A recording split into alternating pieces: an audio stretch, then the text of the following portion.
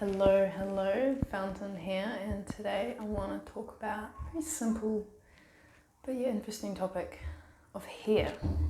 And yes, hair comes in lots of different colours, it's a different thickness, different lengths, somewhat more, somewhat less. But we thought it's rather interesting, obviously in a lot of modern societies, cultures, how when one's going through a lot of traumatic changes or feeling like they need to shed some things, that they often cut their hair. And there's a reason to that. I mean, there's magic, there's energy, there's memory stored within one's hair. And so obviously cutting the hair can be a useful way of letting go of what no longer kind of serves.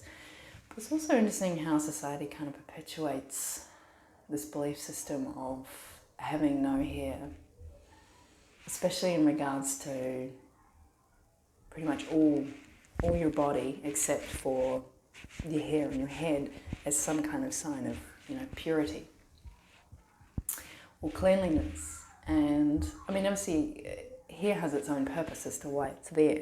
Something as simple as the eyebrows to prevent sweat from coming into the eye. Something like your underarm hair and your genital hair, that's to prevent from certain things getting into those places because they're very sensitive areas of your body. So it's a form of protection in those sort of very basic biological needs. And obviously there's a whole thing around gender in certain societies, right? How it's okay for maybe men to have certain parts of their body covered in hair, and for women it's not exactly the same. And that probably goes into a little bit of religious kind of indoctrination, and I'm sure there's some money to be made if you're a hair removal business and you want to convince people that they should not have their hair and that they should be removing it with your product or with your services. It's not really the point of this video, so I'm not going into that much more. And like I said before, so hair can hold a lot of magic, can hold a lot of life force energy. It's also potentially, actually I don't even need to say potentially, science has proven, it's an extension of your nervous system. So it actually gives you an extra sensory ability. Like if you want to be more numb, then potentially go shave all your hair off. But if you want to harness the energy in which you may have in your hair, then you may not want to cut it, and if so, only very, very infrequently. And you can see through some various cultures, there's often an association between hair and identity, heritage. Even in some cultures it was actually a form of punishment to have your hair cut from you. Like it was something, maybe you'd done something that was not okay, or it was some kind of perpetuation of a class system. If you were considered to be a slave, you would have all your hair cut off. And obviously there's also those stories, I think it's the one that floats around about the Vietnam War, and how there was American Indians who were very good at being able to hide, and I guess what modern society would consider good war tactics.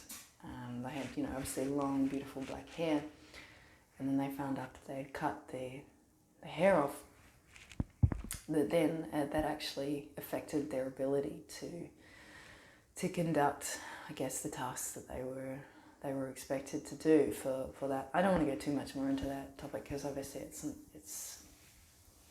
there's a lot of there's pain associated with war and forcing original peoples to fight a war that's not really theirs. Anyway, it's just one example. And obviously, of course, it's going to give you extra sensory abilities in the sense of your biological surroundings, so very physical sort of meaning to it, but also in certain spiritual beliefs of certain cultures, there's the extrasensory ability that kind of goes beyond the third dimension. So that sort of goes into more of the etheric realms.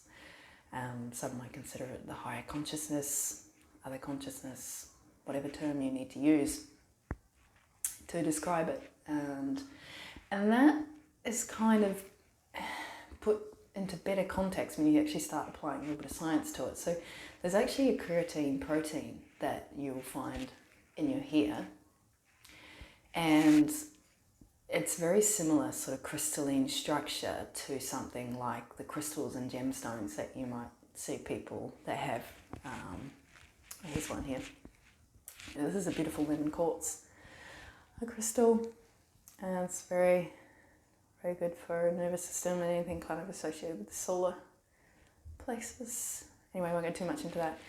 So yeah, your hair is almost similar to a crystal, and the purpose of the crystal is not necessarily to give you any sort of extra energy, or a stone in particular. It's actually it's like a generator where you're able to use the energy that you already have that resides in you and then work with it. So, you know, I'm not saying you don't have to go out and get crystals and gemstones, but you don't have to. You may already have your own crystal gemstone growing out of your body. You know, who knows? So yeah, that is, I guess, what I wanted to say about hair. The magic of hair. If you've got anything that you'd like to share, maybe your own stories, your own perspectives, you're more than welcome to in the comment section down below. If you've got any questions as well, I'm more than happy to answer them. You'll find me on various other social media platforms. That's in the description box, along with my website, Oneness Being. And I will see you in the next vlog.